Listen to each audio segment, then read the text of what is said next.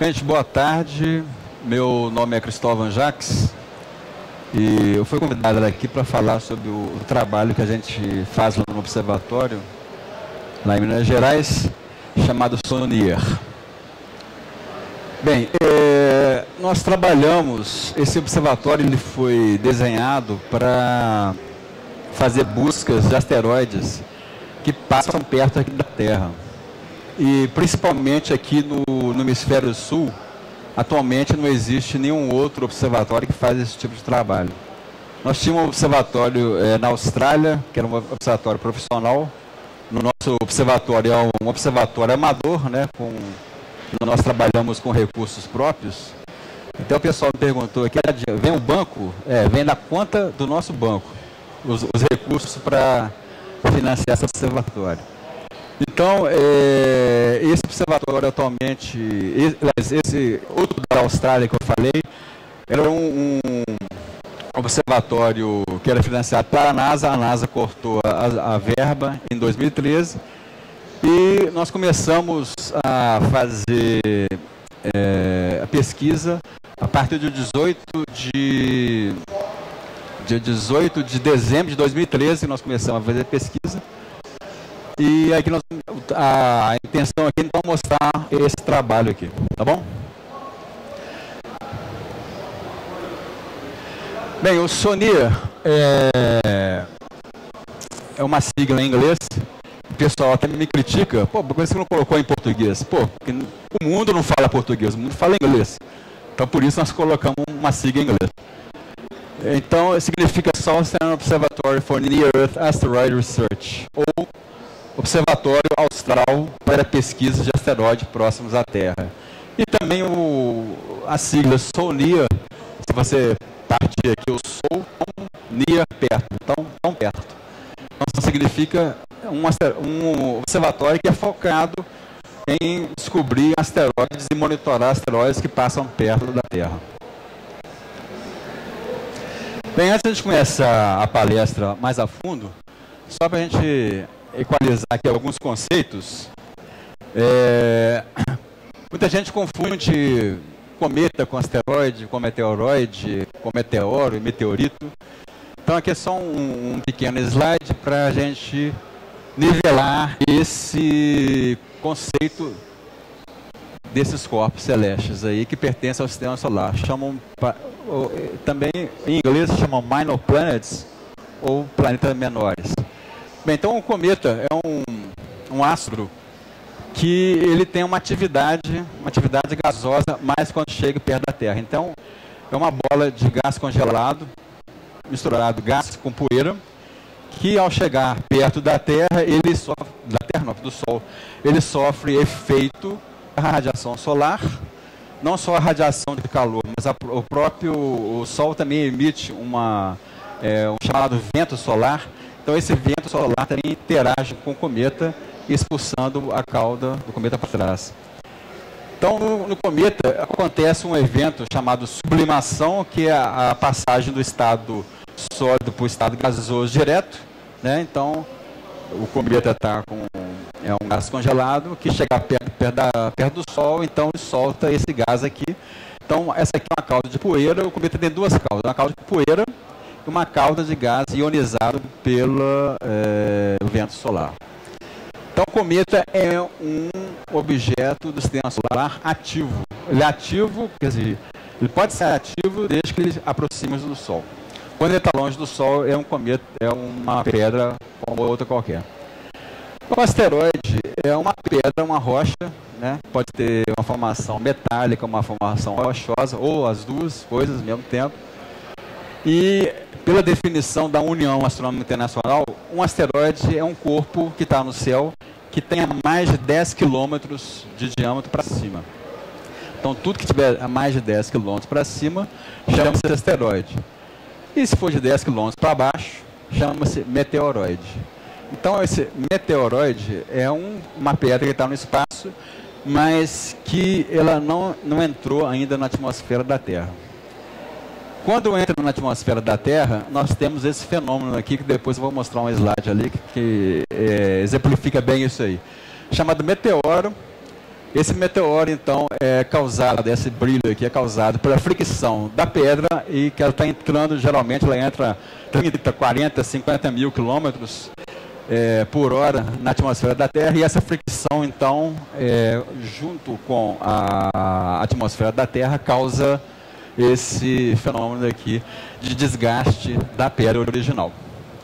E dependendo do tamanho do meteoroide, esse meteoro pode chegar até a Terra, vivo, né? Vivo assim, um pedaço dele. Aqui no caso, um pedacinho bem grande, não precisa ver o tamanho em relação a essa pessoa aqui. Então, nesse caso aqui, se essa pedra, se esse meteoroide consegue chegar até a superfície da Terra, nós temos um meteorito. É bom lembrar que a palavra meteoro, quando você ouve falar assim, a primeira coisa que você pensa essa figura aqui. Mas, na verdade, a palavra meteoro significa qualquer fenômeno que acontece dentro da atmosfera da Terra.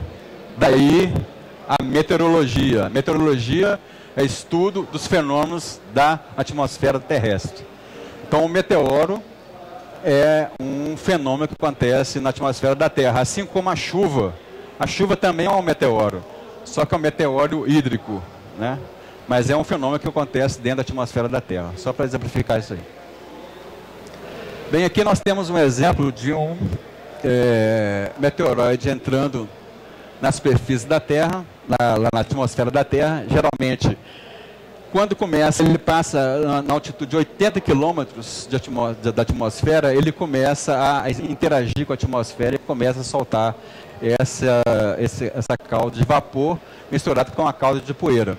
E à medida que ele vai se aproximando daqui da Terra, né, ele pode sofrer uma desintegração entre mais ou menos 20 km de altura, e essa desintegração depois ela pode ficar em vários pedaços, e se esse meteoroide for grande o suficiente, ele pode chegar aqui na superfície da Terra como meteorito.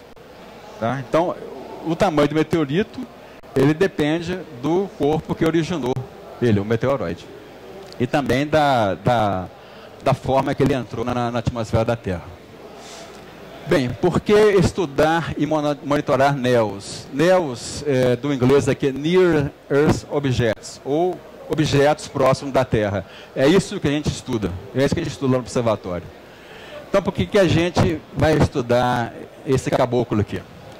Justamente para a gente conhecer os perigos que a Terra pode enfrentar no futuro aí em relação a um asteroide que está lá no espaço.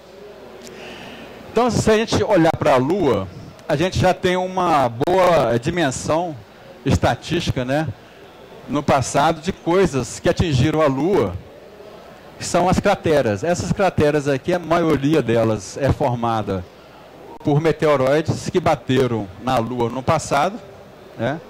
Algumas crateras da Lua são formadas através de origem vulcânica. A Lua teve uma atividade vulcânica no passado. Então, algumas crateras são formadas por vulcões e outras crateras são formadas por meteoroides que bateram na Lua. Como a Lua não tem atmosfera, a Terra tem atmosfera. Então, a atmosfera da Terra ajuda a proteger esse impacto dos meteoroides. Pra vocês terem uma ideia, cerca de entre 80 a 100 toneladas de material que vem do espaço cai na Terra por dia. 80 a 100 toneladas. Então, a Terra vai engordando de 80 a 100 toneladas por dia de material que vem do espaço. Só que a maioria desse material é poeira pequena, pequenos micrometeoritos, meteoritos de, sei lá, centímetros de tamanho, e essa é a maioria de material meteoroides que estão no espaço e que caem dentro da Terra. Tá? Essa aqui é uma cratera que foi formada no Arizona, Estados Unidos, há 50 mil anos atrás. Essa cratera foi causada por um asteroide, um pequeno asteroide de 50 metros de diâmetro. Então, isso aqui é só para você dar um exemplo de qual que é o dano que isso aí pode causar aqui na Terra. Então, isso aqui foi um evento que aconteceu há 50 mil anos atrás. 50 mil anos atrás, uma pedrinha de 50 metros, né, caiu no céu e foi bater lá no Arizona. E essa cratera, ela tem mais ou menos 1,5 km de diâmetro por 300 metros de fundura. Tá? E aqui eu estive lá em 1991 e os americanos, como eles sabem ganhar dinheiro, eles aproveitam muito bem esses eventos aqui para ganhar dinheiro. Eles montaram um museu aqui, né, que cobra para você ver a cratera. Aqui tem um mirante, você pode chegar lá e ver, e pode chegar a ver o tamanho da cratera. E realmente é uma cratera impressionante.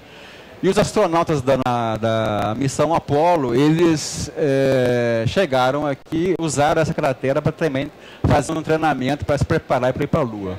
Tá? Bem, isso aqui é uma animação que mostra os asteroides que foram descobertos até o ano de 2002. Tá? Aqui embaixo tem a data, tem o ano, tem o mês e tem o dia. E aqui vocês podem ver a quantidade de asteroides que foram descobertos até essa data de 2002. É uma animação de 2002. Aqui tem o Sol, órbita de Mercúrio, Vênus. Aqui está a órbita da Terra. Aqui está Marte e aqui está a órbita de Júpiter. Então, esses pontinhos em verde aqui são asteroides chamados asteroides do cinturão principal, que ficam entre a órbita de Marte e a órbita de Júpiter. Tá? E esses asteroides, esses pontinhos vermelhos aqui, são asteroides que se aproximam perto da Terra. Tá? Então, todos esses vermelhos aqui, alguma vez na vida deles, vai chegar perto da Terra e vai voltar. E vocês podem ver que existem alguns aí. Aqui está uma escala, obviamente, meio zipada, né? Meio compactada, mas vocês podem ver aqui a quantidade de asteroides. Hoje nós temos mais ou menos 550 mil asteroides que já foram descobertos no cinturão principal e cerca de 11 mil asteroides que passam perto da Terra. Essa é a estatística que nós temos até hoje. Esses pontinhos quadrados aqui são os cometas. Aqui é um zoom na órbita da Terra e mostrando alguns asteroides que passam perto da Terra, né? Aqui já é uma animação do ano de 2007. Né? Então aqui mostra alguns asteroides ao longo da órbita da Terra em 2007 que passaram perto da Terra, da órbita da Terra. Eu vejo muitas vezes a imprensa fazer alguma especulação, você vê muitas matérias nos portais aí, um asteroide pode bater na Terra daqui a 50, daqui a 100 anos.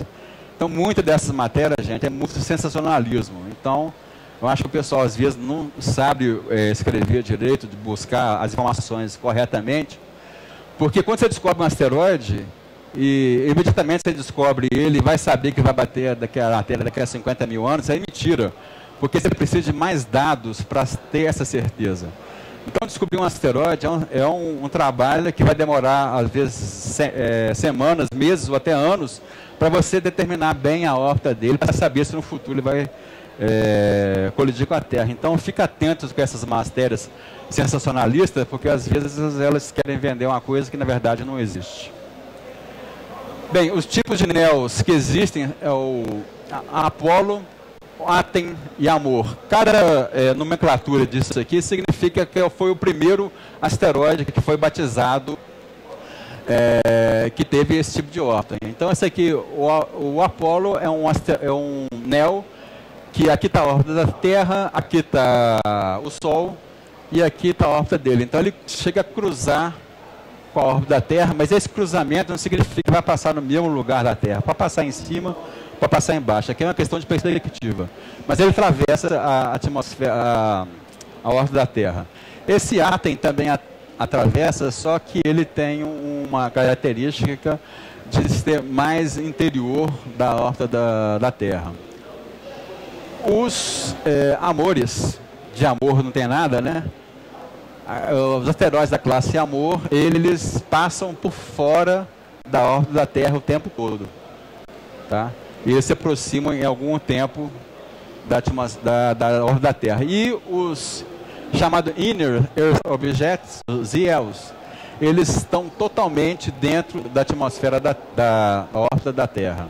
Tá? Em termos de estatística, 62% dos asteroides são Apollo, 6% Aten, 32% são Amores e 6% só são esses Inner Objects aqui. Bem, esse aqui é um quadro que a NASA soltou recentemente, mostrando alguns impactos de grandes meteoros na Terra entre os anos de 94 e 2013.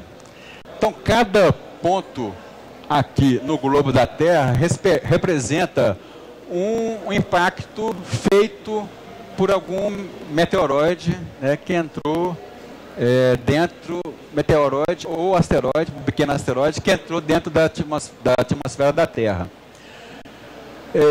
O tamanho da bolinha, como vocês podem ver aqui na escala, representa a energia que isso aí dispersou. Aqui mais em amarelo aqui, foi um evento que foi presenciado de dia, e o azul é um evento que ocorreu à noite.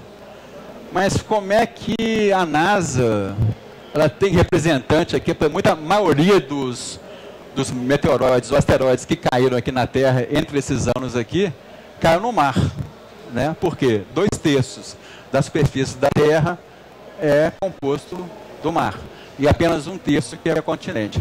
Mas como é que a NASA sabe que caiu aqui no mar? Porque ela tem uns sensores de infrassom, e esses sensores que captaram essas explosões aqui, mediram, tem vários sensores que são espalhados pelo globo da Terra. Então, esses sensores que capturaram essas explosões aí. Aqui eu vou destacar, vou falar agora de 3 entradas de meteoroides ou asteroides, pequenos asteroides que entraram na Terra. Um foi o Tunguska, foi aquele meteoro russo que caiu em 2013, fevereiro de 2013, acho que todo mundo viu aqui na mídia. É esse aqui, ó. Teve um outro asteroide, pequeno meteoroide, na verdade, que é esse aqui que entrou no Sudão, que eu vou falar aqui, e tem esse aqui que entrou no meio do Oceano Atlântico, vou falar aqui agora também.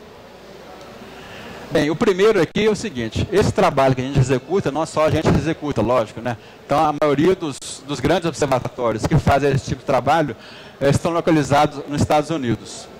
Na verdade, hoje nós temos basicamente 4 telescópios profissionais que fazem esse tipo de trabalho. Eles vasculham o céu, mas a maior parte desses observatórios, como está no hemisfério norte, eles observam no hemisfério norte e tem pouco acesso a uma parte só do hemisfério sul.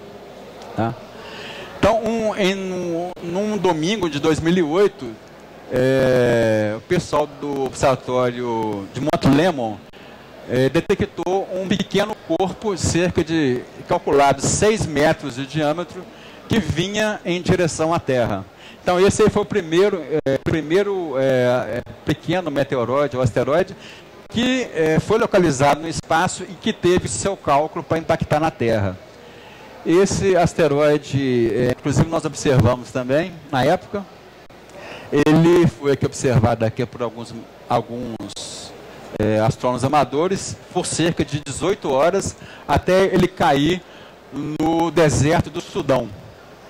Então o pessoal, sabendo que ele ia cair no deserto do Sudão, a gente teve uma certa precisão para calcular a posição onde esse asteroide caiu, teve o cuidado de avisar o pessoal do Sudão que não era um ataque de míssil que estava indo lá. Era apenas um asteroide, um meteoroide que estava vindo do espaço e que ia cair na Terra. Né? Porque aquela região ali é bem complicada, Oriente Médio, ali, leste da África. Então eles tiveram cuidado para avisar o pessoal do Sudão. E sorte que caiu também numa região desértica. Né? Aqui foi depois que o meteoro caiu, ele deixou essa nuvem aqui no céu. E depois de alguns dias o pessoal começou a procurar os fragmentos desse pequeno meteoroide que caiu em Sudão. Aí acharam mais de 250 fragmentos, aqui um deles aqui, ó. E no deserto, isso é até fácil de localizar, né? Porque deserto, ou é areia ou é pedregulho, uma coisa assim, preta lá no meio, só pode ser um meteorito. E essa aqui é chamada elipse de dispersão, ou seja, quando um meteoroide desse cai na Terra, não é um ponto só que ele cai, ele vai dispersando vários material por uma longa elipse na superfície da Terra. Então isso aqui é chamado de elipse de dispersão desse meteoroide. Esse aqui é o caso que caiu em Tunguska, né? Foi um asteroide de 20 metros de diâmetro. E o pessoal pergunta até hoje, poxa, mas por que existem tantos telescópios aí? Por que ele não localizou esse asteroide no espaço antes de cair na Terra? E avisou o pessoal lá. O nosso trabalho é justamente esse aqui. Porque esse asteroide, ele veio da direção do Sol. Então, vindo da direção do Sol, os telescópios na Terra não têm condição de buscar coisas que estão perto do Sol, por causa da claridade do Sol. No espaço tem jeito, mas aqui na Terra não tem, porque a atmosfera da Terra ela não deixa. Por questões óbvias, né? Você vê o dia aí, ele é a dispersão da luz. Então, por isso, principalmente, que não foi esse asteroide localizado antes de cair na Terra.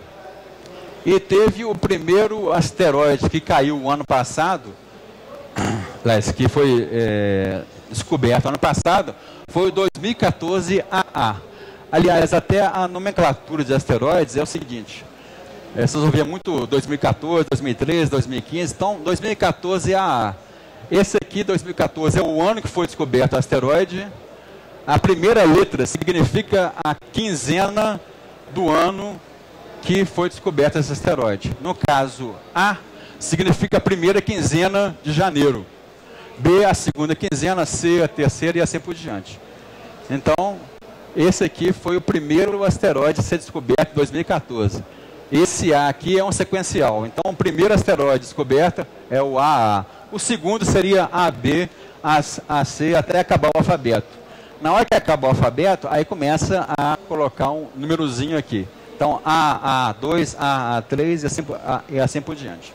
Então, essa é a nomenclatura que caiu esse asteroide. Esse asteroide ele foi descoberto poucas horas, 6 horas antes de cair na Terra. Ele tinha também mais ou menos 6 metros de diâmetro. E ele caiu depois, ele teve, pelo fato de ele ter poucas observações, essa aqui é a probabilidade dele cair em algum ponto na Terra. E ele caiu aqui no meio do mar. Tá?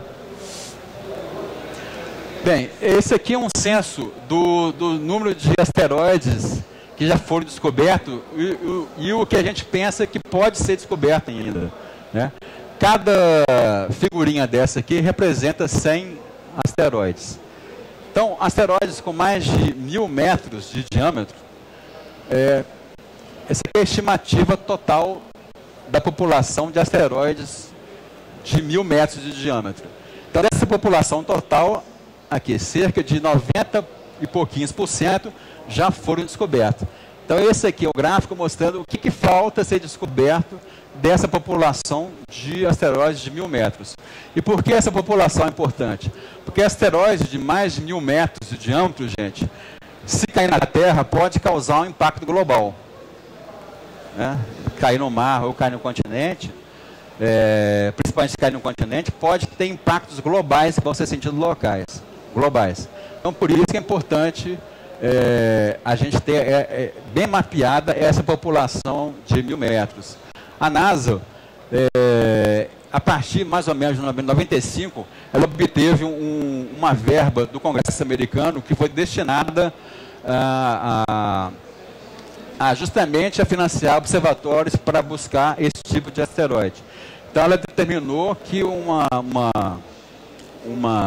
objetivo dela era achar 90% dos asteroides mais de 1 quilômetro. Isso aí já foi cumprido. Agora falta achar o resto aqui. Tá? Isso foi a partir de 95. Coincidentemente ou não, a partir de 95, nós tivemos aqueles 2 filmes de Hollywood, né? O Impacto Profundo e aquele outro filme que eu não estou lembrado do nome. E teve também a colisão de um cometa com o planeta Júpiter, né? Foi o Shoemaker-Levy que colidiu com Júpiter. Esse cometa ele se despedaçou antes de colidir com Júpiter e foram 21 pedaços de 1 km de diâmetro que colidiram com Júpiter. Agora pensa esses 21 pedaços se caíssem na Terra. Então, a partir dessa época, o pessoal ficou mais preocupado com essa possibilidade aí.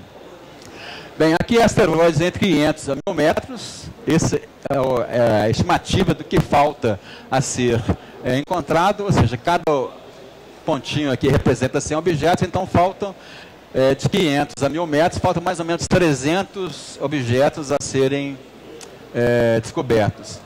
De 300 a 500, é esse tantão aqui, de 100 a 300, ou seja, cada vez que diminui o tamanho do asteroide, da população de asteroides desse diâmetro aqui, aumenta a quantidade de asteroides a serem descobertos.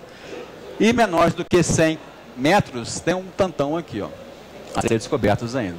Tá?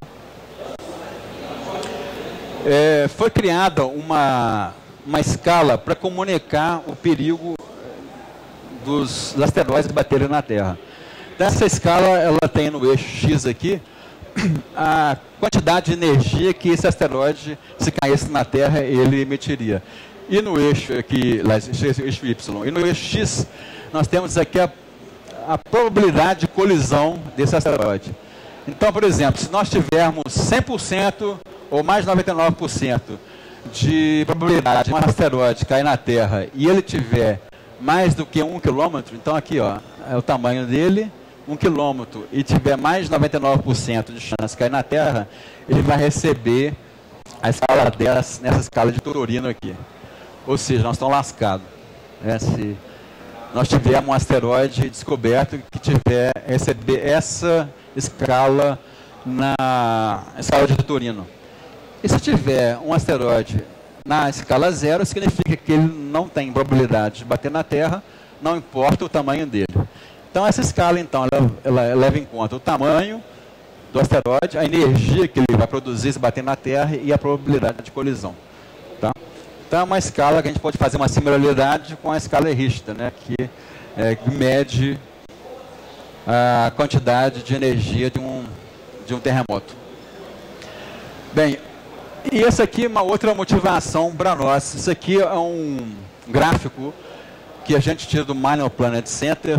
Se vocês quiserem procurar no Google depois, escreve Sky Coverage, Minor Planet Center, e vocês vão ter acesso a esse mapa aqui, que, como o próprio nome diz, significa cobertura do céu, pelos telescópios que estão fazendo esse tipo de trabalho.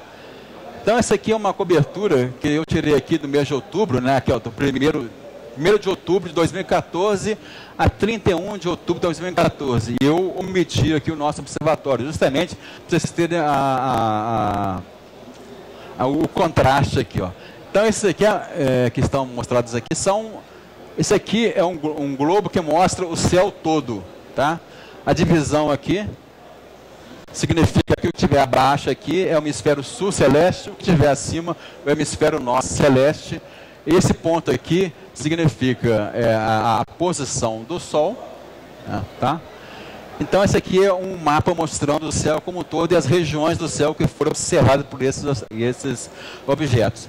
Como a maioria dos telescópios estão no hemisfério norte, eles não conseguem acessar algumas regiões aqui do hemisfério sul.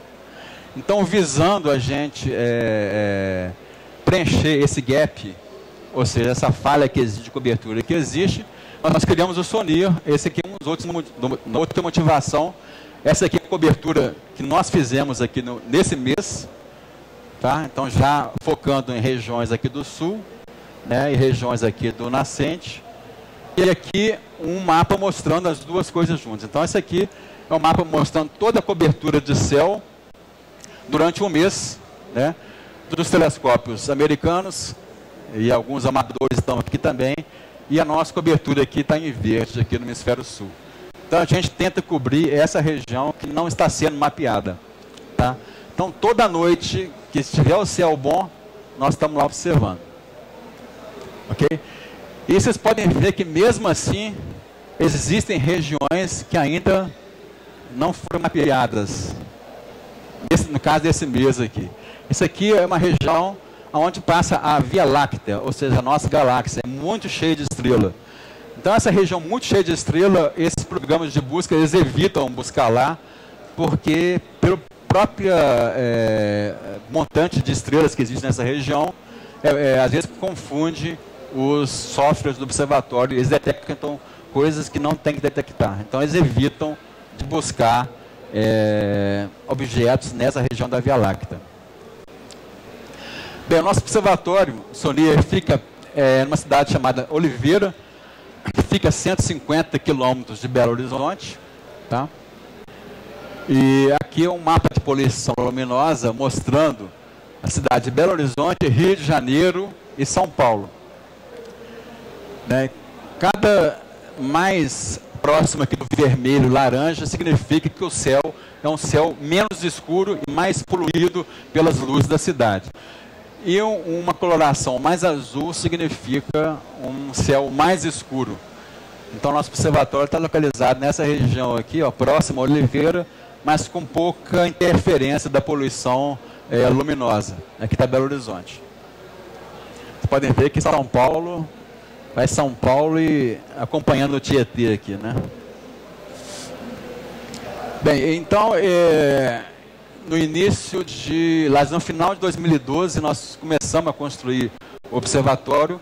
Ele foi financiado, como eu falei antes, totalmente com nossos próprios recursos, né? E aqui o meu sócio lá, o João Ribeiro, que é dono do terreno, ele construiu a parte,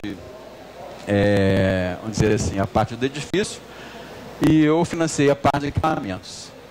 Aqui é uma primeira foto, uma foto até histórica nossa, a primeira foto do céu que nós tiramos no local muito tempo antes da gente fazer o observatório.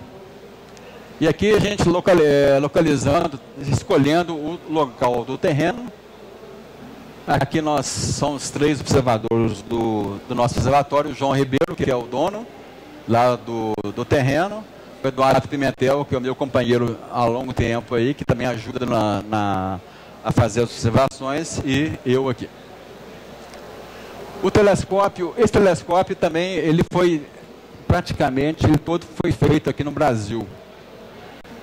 Porque se a gente fizesse um telescópio desse, comprar no exterior, mais uma pequena taxa de 100% de impostos, né, que dobra o preço do telescópio, nós vamos gastar uma fortuna. Então nós resolvemos bancar isso aqui, vamos construir essa porcaria aqui dentro. E construímos. E aqui então nós temos aqui compramos um espelho, compramos um bloco de vidro, aqui vai ser o futuro espelho, e nós temos nosso amigo, que é um artesão óptico, chamado Sandro Coletti, e o Sandro Coletti topou o desafio. Aqui é um espelho de 450 milímetros de diâmetro, e aqui já pronto para fazer o desbaste lá na oficina dele. E nós temos um outro grande colega nosso lá do CEAMIG, que é o Centro de Estudos Astronômicos de Minas Gerais, que atualmente até é o presidente, o Marcelo Moura. Ele é um engenheiro mecânico, já tem uma experiência muito grande em fazer montagens de telescópio. Ele desenhou esse tubo óptico aqui, que ia abrigar a parte óptica. Então, a parte óptica foi o Sandro Coletti que fez, e a parte mecânica do tubo foi o nosso colega Marcelo que fez. O espelho fica aqui, e a câmera que faz a captação, ela fica aqui, ó. Então, não é um telescópio que a gente tem condição de observar com uma ocular. É um telescópio especificamente desenhado para fazer coleta de imagens do céu através de uma câmera CCD. Aqui é uma foto do telescópio em montagem lá na oficina do Marcelo. Aqui está o criador e a criatura, né? Já lá na oficina dele. Como toda oficina desse, interessante, vocês podem ver lá o tanto de coisa que tem lá atrás. E aqui já o telescópio em uma fase mais avançada para os primeiros testes ópticos, com o espelho montado lá. O espelho é a lente do telescópio principal, e aqui é a câmera CCD, uma câmera digital especificamente desenhada para astronomia. Ela não é a câmera que serve para tirar foto Tá certo até para tirar foto, mas vai tirar foto em preto e branco, mas não é foto. É uma câmera que ela é muito sensível à luz. Então ela é especialmente desenhada para astronomia. Aqui outras fotos. E aqui por fim o telescópio pronto, já na montagem, uma montagem chamada Paramount. E essa montagem é totalmente automatizada e ela é que é ligada no telescópio. Aqui é uma visão já do telescópio localizado no observatório. Essa haste aqui é a que faz o foco do telescópio. Então toda noite a gente tem que fazer o foco ao iniciar a noite. Por causa de dilatações da temperatura, esse foco vai se deslocando. Tá?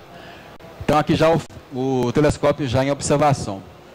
E depois que nós construímos, esse aqui é o primeiro telescópio, de 450 milímetros, nós adquirimos um segundo telescópio que tem uma finalidade também de buscar asteroides próximos da Terra, mas ele tem uma outra estratégia.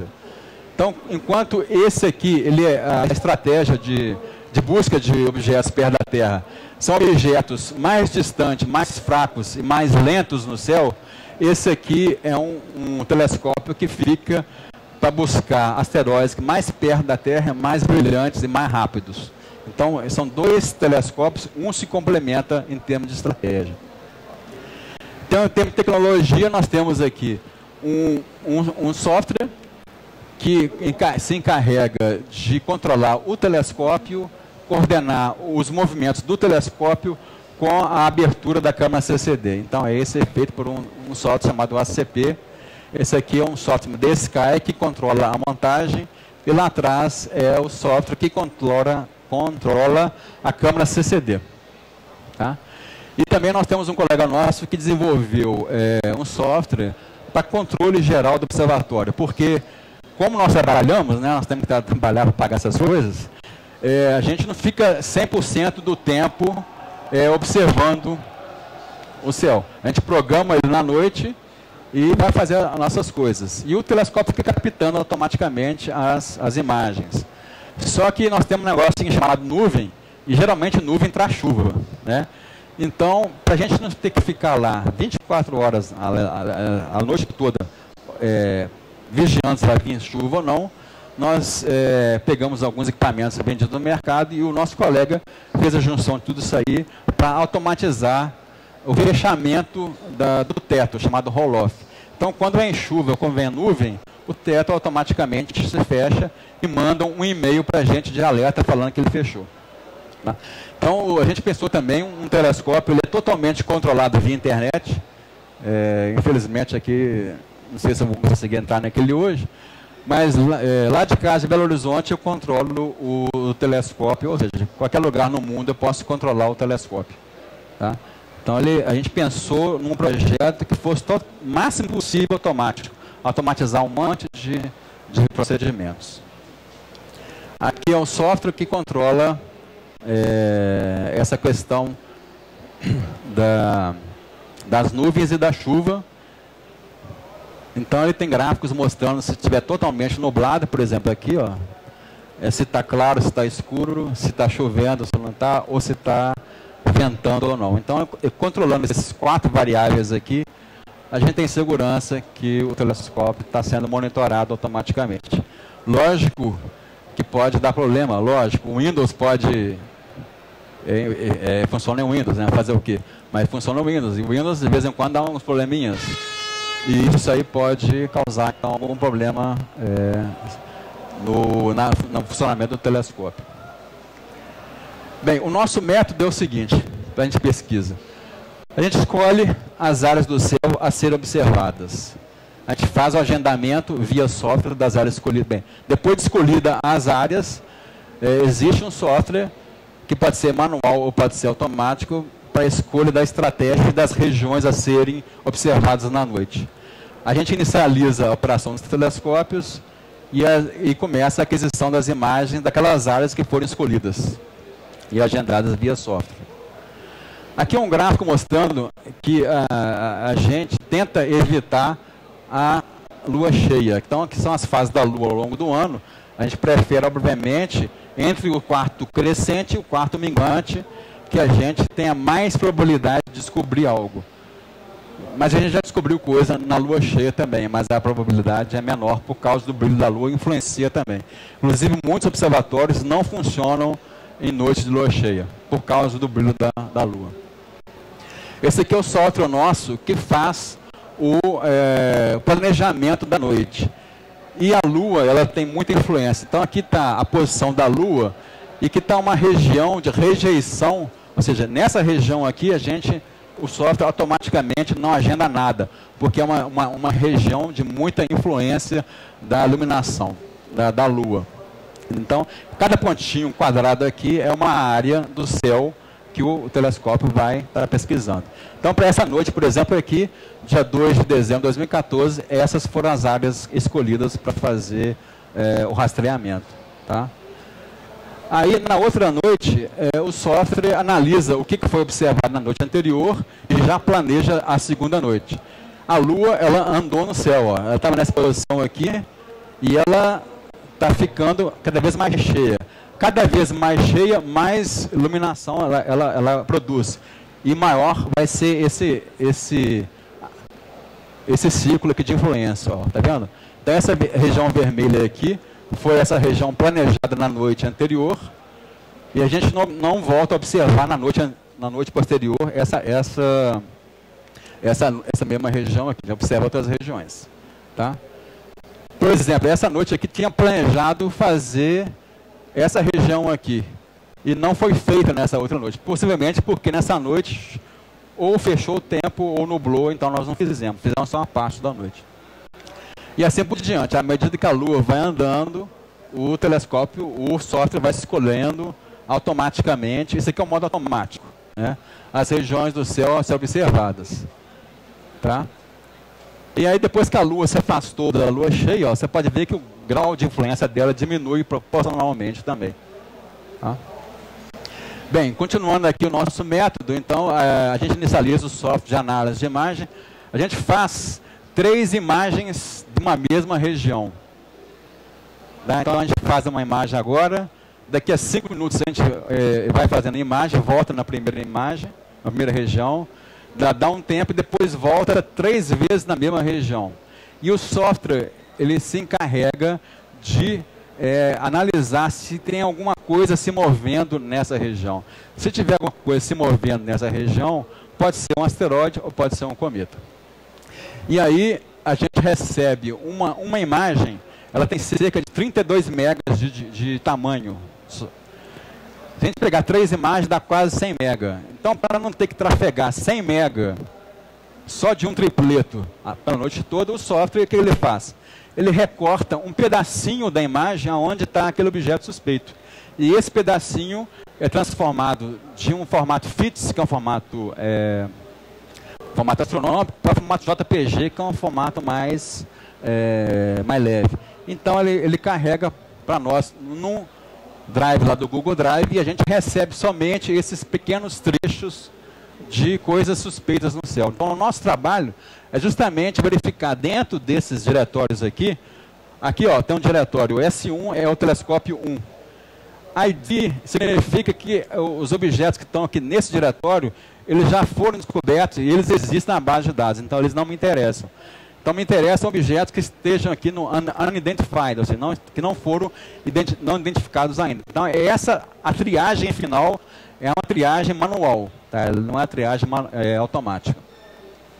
Aqui, exemplificando o que eu falei antes, a gente tem 3 imagens do céu, as estrelas que são fixas, aparentemente, elas aparecem fixas, e o objeto ele vai se deslocando em relação às estrelas fixas. Aqui é uma animação dessas 3 imagens sobrepostas. Né?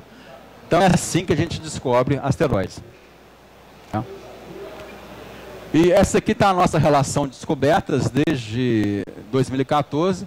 Nós descobrimos 2 cometas, sendo que o primeiro cometa 2014 A4 foi descoberto dia 12 de janeiro de 2014. É o primeiro cometa descoberto no Brasil por brasileiros. Nós já tivemos cometas descobertos no Brasil, mas foram por estrangeiros. Um deles naturalizou-se depois brasileiro. mais brasileiros na GEMA, com o telescópio brasileiro, esse foi o primeiro cometa que foi descoberto aqui. E depois de alguns meses nós descobrimos o segundo cometa, que é o 2014-02. Além desses dois cometas aqui, nós descobrimos 12 asteroides próximos à Terra, a maioria deles naquela parte do hemisfério sul, tá? E aqui, aqui vocês podem ver a classificação dele, Amor, Apolo, conforme aquela classificação que eu falei no início. E aqui vocês podem ver a sigla PHA. PHA significa asteroide potencialmente perigoso. Apesar de ter esse nome, asteroide potencialmente perigoso, num curto espaço de tempo ele não causa nenhum perigo, mas ele tem que ser um asteroide que a gente tem que ter uma certa atenção com ele, de estar monitorando. Então, nesses 12 asteroides, nós descobrimos 3 asteroides potencialmente perigosos. Tá, esse aqui foi o primeiro cometa que nós descobrimos. Essa aqui é uma animação que mostra a descoberta de um cometa chamado Ison, que foi descoberto, se não me engano, em 2012, 2013, e que ia parecer bastante brilhante no céu, só que ele passou tão perto do Sol que o Sol acabou destruindo ele. Ele, infelizmente, não teve aquela percussão que se esperava. Então, essa aqui é para exemplificar a descoberta de um cometa. O cometa, como eu falei com vocês, é um objeto nebuloso, né, que está longe do Sol. Aqui está a foto do primeiro cometa e aqui está a órbita dele. Esse cometa aqui, 2014-02, ele recebe o sobrenome meu aqui, porque eu fui a primeira pessoa do nós 3 lá que descobriu o cometa. No caso, a IAU, esse primeiro cometa aqui, nós não identificamos de cara que era um cometa. Teve que ter um outro observatório com um telescópio de 1 metro de diâmetro que conseguiu identificar que era um cometa. Então, se a gente não consegue identificar o cometa, a gente não recebe o nome, a gente não doa o nosso nome para o cometa. Isso é uma regra, não é uma imposição nossa, né? Então, recebeu o nome do observatório. Mas nesse caso do cometa Jacques aqui, eu identifiquei na hora que é um cometa e comuniquei a IAU do cometa. Aqui está ele, claramente é um cometa, né? E ele passou perto de Vênus. Aqui tem umas imagens interessantes. Aqui é o cometa Jacques, fotografado do ano passado.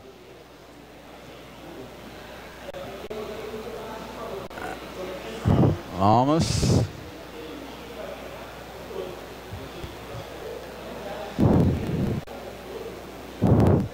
Pequeno problema de Windows aqui. Resolveu. Mas praticamente está encerrada aqui a palestra, gente. Na hora que destravar aqui, a gente volta e mostra o resto das fotos. A gente pode iniciar as perguntas, se tiver alguma pergunta aí.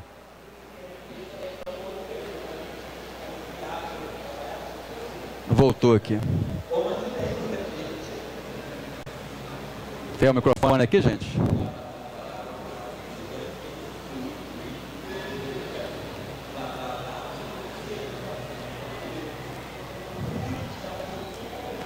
Bem, terminando aqui a foto do cometa Jacques, passou em várias regiões perto da Via Láctea. Aqui passou perto de uma nebulosa chamada Coração e Alma. Coração está aqui, Alma está aqui. Eu achei uma foto muito, muito bonita dele. E aqui estão alguns néus que foram descobertos.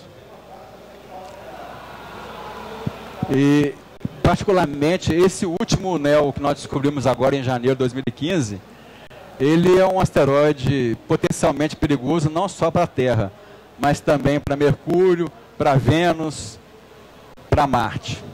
Tá? E aqui tem um gráfico mostrando, uma tabela mostrando aqui as aproximações dele, aqui a data que eles aproximar, os planetas Marte, Vênus, Mercúrio e a Terra, nos próximos anos e no passado aí.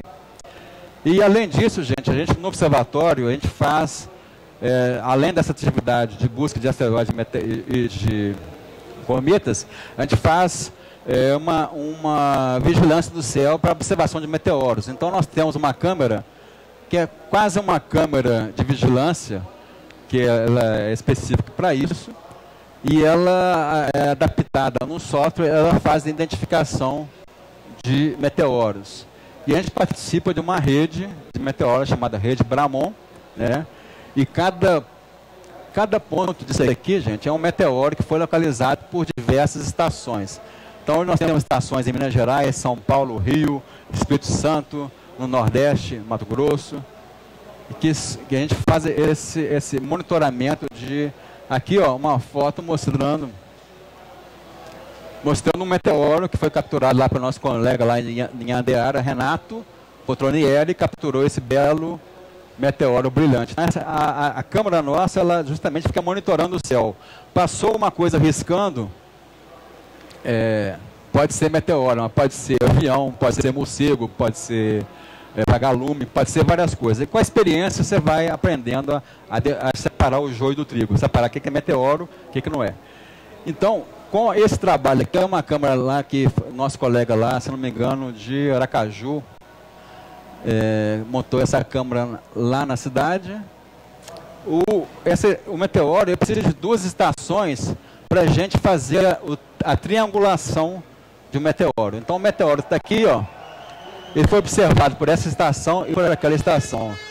E com trigonometria a gente consegue determinar a que distância que ele caiu, o ângulo que ele caiu, qual que é a radiante, quer dizer, a constelação, a região do céu, onde originou ele. Então a gente tem várias informações. E assim como o trabalho de cometas e asteroides, ele não é muito feito aqui no hemisfério sul, o trabalho de meteoros também segue a mesma linha, porque existem poucos observadores. Então esse aqui é um gráfico de uma rede na Europa chamada Edmundo. Cada pontinho desse é a detecção de um meteoro. E essa junção de meteoros aqui significa uma chuva de meteoros, tá? Vocês podem ver que a região sul aqui, ó, praticamente não existe meteoros detectados. Então, outro motivo da Bramon ter sido criado foi justamente isso, para a gente monitorar essa chuva de meteoros que acontece no sul. Esse aqui é um gráfico, devido à luz ali não dá para ver, mas é um gráfico de 2014 já mostrando alguns pontos aqui no hemisfério sul que foram detectados pela Bramon, tá? A Bramon, que são estações, Bramon tem um site chamado bramon.org e aqui tem todas as informações de como montar a estação e assim por diante. Tá?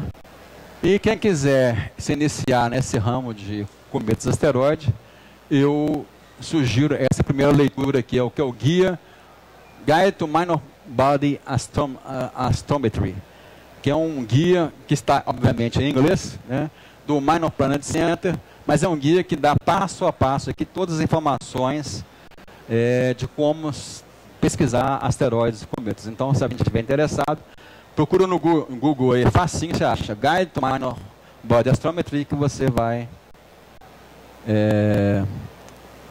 ter uma boa leitura.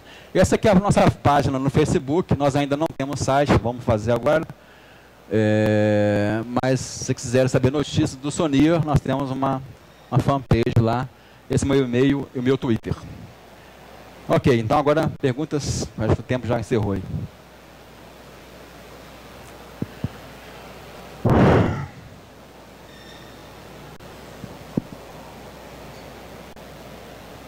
Boa tarde.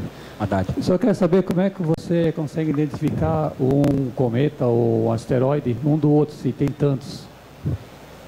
Bem, a gente diariamente, antes de começar a noite, o nosso software está agendado para carregar todos os cometas e asteroides que foram descobertos até aquela data.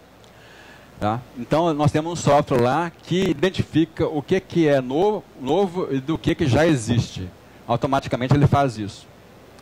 Mas, às vezes, ele identifica alguma coisa que parece que é nova, mas já está no catálogo.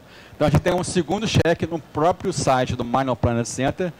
Tem um site lá chamado Minor Planet Checker, que você coloca as observações ali, e ali você checa se é um corpo novo. Agora, para saber se é um cometa ou um asteroide, tem que ter um pouquinho de experiência.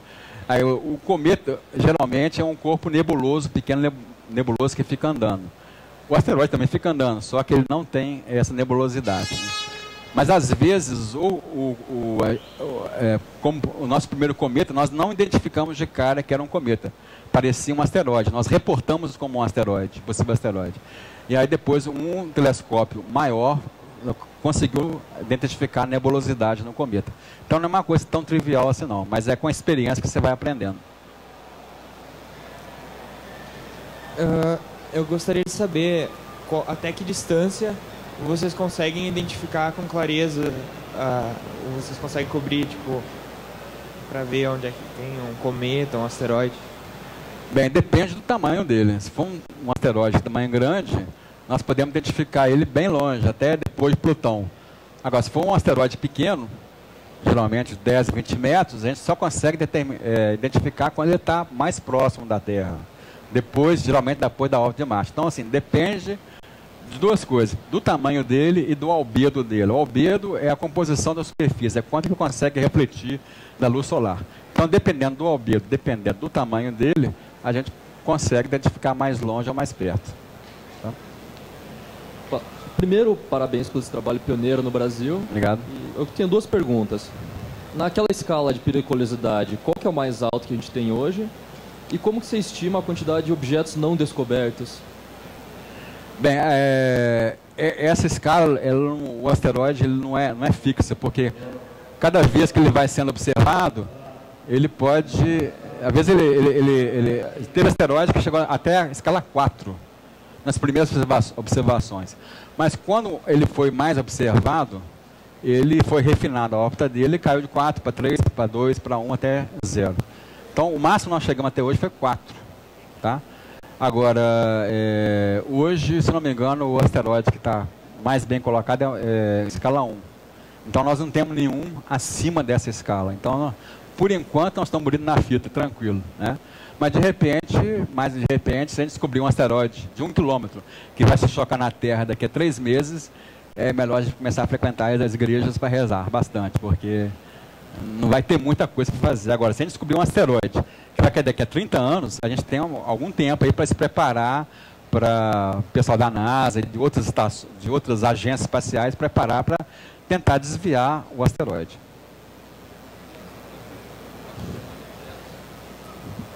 Como que estima os objetos não descobertos, a quantidade deles? Através, por exemplo, até através de impacto na Lua, através de impacto em outros na Terra, em outros planetas. Através desses impactos, a gente determina um censo, né, prevê. O erro é bem pequeno, mas, obviamente, se você não acerta em cheio, pode ter um erro de 10% para cima ou para baixo. Quanto menor o número, menor o diâmetro, maior vai ser o erro. Então, os asteroides que nos interessam são aqueles acima de 1 quilômetro. Esses estão bem determinados, a população dele. Mas, de repente, não mais que de repente, pode ter um aí que a gente vai descobrir que não está ali naquela previsão. Cristóvão, primeiro, parabéns também pela apresentação e pelo trabalho. Obrigado. Eu, inclusive, conheço bem de perto, porque eu sou de Oliveira. E o que acontece? Nosso conterrâneo. Oi? Nosso conterrâneo. Com certeza. O que acontece? O que eu queria saber é o seguinte: ele é um observatório para asteroides próximos à Terra, né? Na verdade, é isso. Os outros observatórios, de um modo geral, existe essa separação como uma padronização? Tipo, normalmente há observatórios que observam objetos mais perto e outros que observam apenas mais longe, e essas informações é que se complementam, ou normalmente outros observatórios observam objetos perto e também objetos mais longe? Como que é feito isso? Mas geralmente existem os observatórios que só buscam asteroides, que é o nosso caso. Então, assim como no nosso caso, só buscamos asteroides próximos, é o nosso objetivo. Mas, de vez em quando, você acha um asteroide lá no cinturão principal, que não é perto da Terra. Então, você pode também achar. Nós já encontramos mais de 10 asteroides, né, no cinturão principal. Então, mas o foco nosso é achar asteroides próximos da Terra. E existem observatórios que não têm esse foco de observa asteroides perto ou longe. Tá? Mas uma vez o seguinte, descoberto o asteroide, ele tem que ser reobservado várias vezes para a determinação da órbita dele.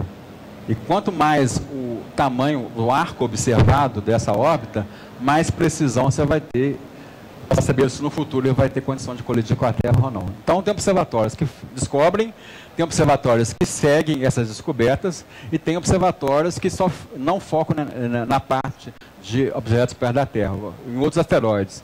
Tanto asteroides do cinturão principal como asteroides mais longe, né, do cinturão principal. Obrigado.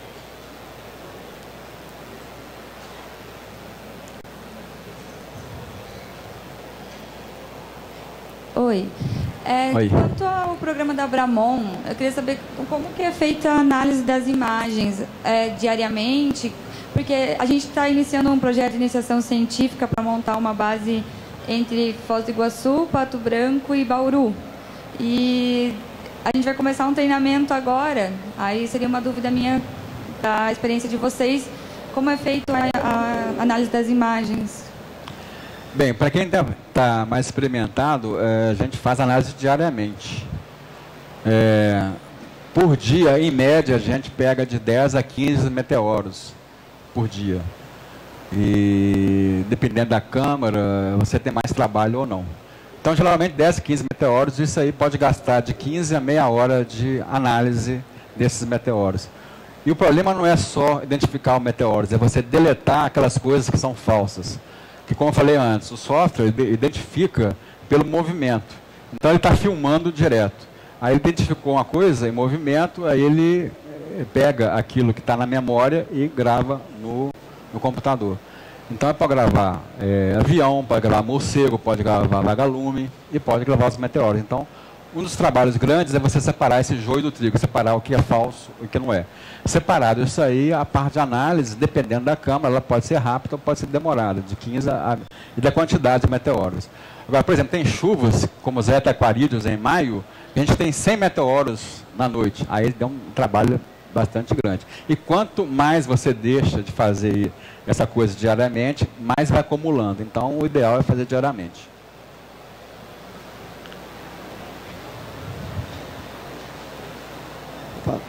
Eu fiquei em dúvida em relação à montagem ali do equipamento, né, que vocês estavam fazendo no projeto.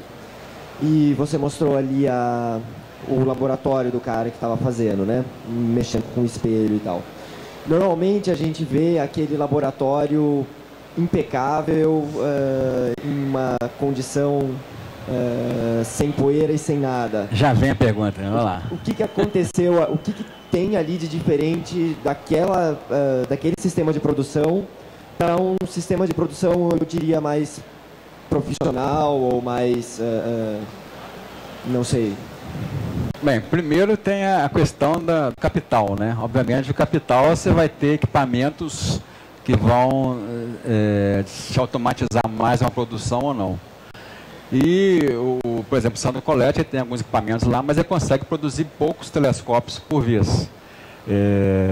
Então, eu não sei nem quanto que é a produção do Sandro Colletti semanalmente, mas ele consegue produzir alguns espelhos, que são as lentes para o telescópio semanalmente. Então, a principal diferença é o capital, que influencia, obviamente, na organização, no espaço que você tem, né, para montar uma fábrica, e também a questão de ter uma linha de produção, uma coisa mais produtiva, né? Então, mais produtividade significa mais investimento também. Então, a diferença é essa, mas os procedimentos, teoricamente, são os mesmos, né? O desbaste, o polimento, a análise da lente, isso aí que vai determinando como você faz a lente. O Sandro Colletti, sem dúvida nenhuma, hoje eu considero o melhor óptico do Brasil, que produz a melhor lente, todos os telescópios que eu conheço dele. Posso fazer propaganda porque nós temos vários exemplos, não é só o de Sonier, não. Nós temos outros telescópios, ele tem realmente uma qualidade óptica fantástica. Então ele é um cara que você pode confiar na qualidade. Sandro, 10% aí. A qualidade independe. Você deve estar falando daqueles grandes, talvez ele esteja falando daqueles grandes telescópios lá, tipo o ESO e tal, que é aquele laboratório... Não, ele perguntou sobre fábrica. Perguntou sobre fábrica.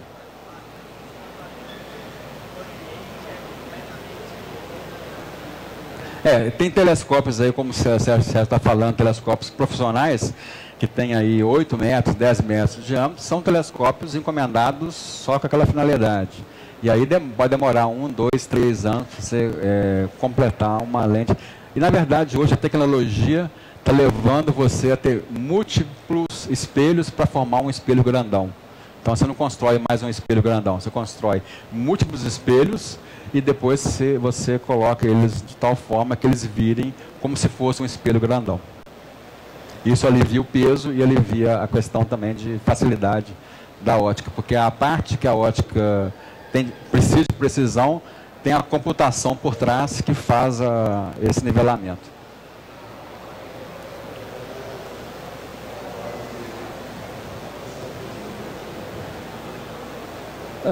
Só sobre essa ótica, o tamanho da câmera vai influenciar na área que ela consegue focar, né?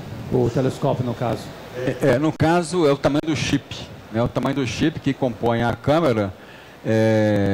No caso, você tem que fazer um dimensionamento do tamanho do chip para aquela distância focal do telescópio que você vai estar compondo, para ver se atende à área que a gente pega do céu. No caso do nosso aqui, ele pega uma área 1,6 graus de tamanho, ou seja, 1,6 por 1,6. Isso é como se a gente estivesse colocando 9 luas dentro do campo. É o campo que ele consegue pegar por vez. Então, quanto maior o campo, obviamente, mais produtividade você vai ter. Tem telescópios aí profissionais que tem campos de 3 a 5 graus de tamanho, né? Com telescópios de 1,5 metro de diâmetro. O Pan-STARRS, que é um telescópio lá da Havaí, ele descobre néus por dia, 10 a 20 néus por dia, não é durante um ano não. Mas ele tem 1,5 metro de diâmetro e ele tem uma câmera lá que consegue pegar mais de 3 graus de campo por vez. Então a produtividade é outra. Obviamente, o nosso orçamento comparado com o Pan-STARRS, vou fazer a conta, nós estamos mais produtivos em termos de dólares por descobertas aí, né?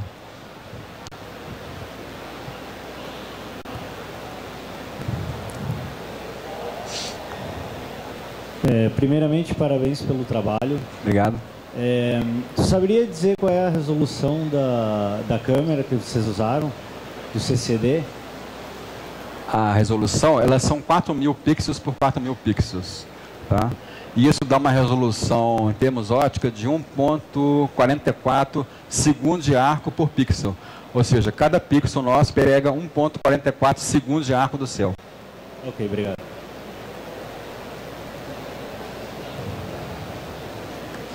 Mais alguma? E em relação ao orçamento e a renda desse observatório, como que ele funciona? Como que ele se mantém financeiramente? Aqui, ó. A resposta é aqui, ó. São os bolsos nossos que financiam. A questão é a seguinte, nesse observatório, o maior investimento nós já fizemos, que é a construção do observatório, que é a aquisição dos telescópios, da CCD. Nós temos uma empresa lá que fornece a internet para nós, gratuitamente, que é Vertentes Internet. A única coisa que vem fora do bolso nosso é a internet, que é a Vertentes, que é uma provedora lá de Oliveira, fornece para a gente gratuitamente. Fora isso, o restante... mas a manutenção do telescópio em si não é cara. É mais o nosso trabalho, né? Se for transformar o nosso trabalho em horas por dinheiro, dá um dinheirinho bom, porque a gente gasta de 2 a 3 horas por dia de tempo dedicado ao observatório, né? E a questão de luz é uma coisa relativamente gasta pouco. E o problema maior são as manutenções que podem surgir, né? Estragar uma placa de telescópio, estragar uma CCD, os softwares nós temos que pagar a manutenção deles, né? Que anualmente tem que pagar. Então é isso aí que a gente tem que investir, mas comparado com o que nós já gastamos, isso aí é uma menor parte, né? Aceitamos doações aí. Mais alguém? Beleza, vamos agradecer ao Jacques, então, palmas para ele aí pelo belo trabalho que ele faz. Obrigadão, Jacques.